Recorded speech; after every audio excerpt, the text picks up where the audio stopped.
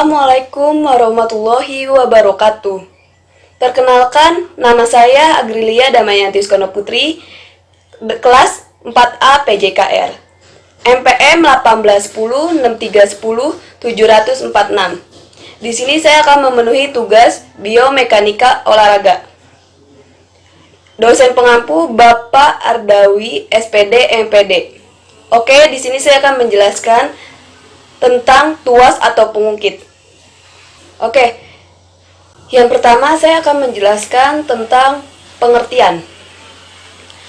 Pengertian tuas atau pengungkit ialah mekanisme penggerak pada suatu benda berupa dua buah momen yang bekerjanya berlawanan dengan porosnya.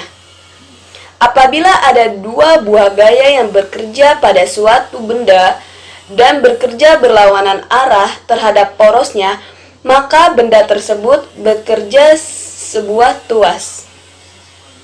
Yang kedua, saya akan menjelaskan tentang jenis-jenis tuas atau pengungkit, yaitu ada 3.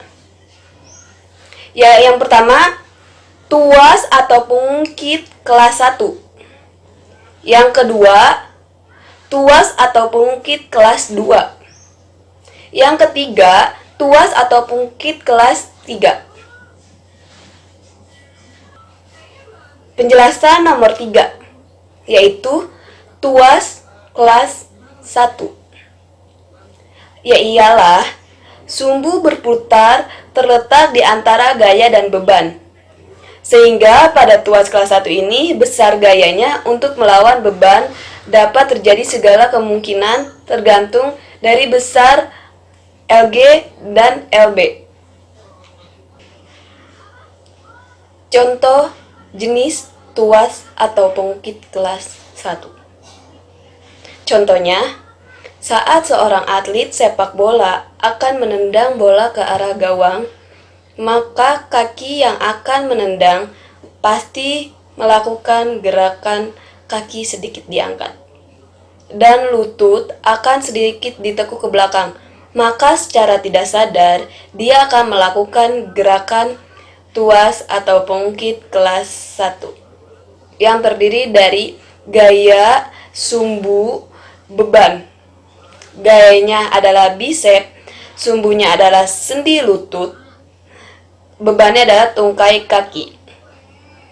Jadi, gaya akan dilakukan oleh bicep sebagai awalan, melakukan tendangan adalah sendi lutut, dan yang menjadi beban adalah tungkai kaki sebagai sampai dengan daerah yang akan menendang bola.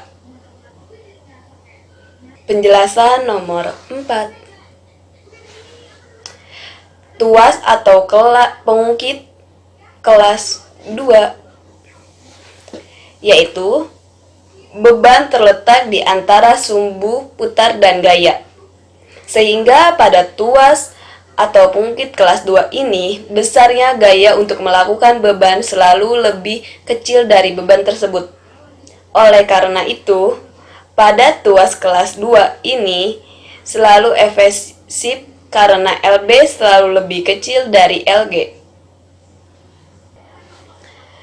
Contoh pengungkit atau tuas kelas 2, yaitu saat seorang atlet bulu tangkis melakukan kuda-kuda saat ia bersiap menerima bola, maka ia akan melakukan gerakan jinjit untuk menghasilkan gerakan labil akan saat ia bergerak menerima bola, ia akan lebih cepat melakukan gerakan refleks.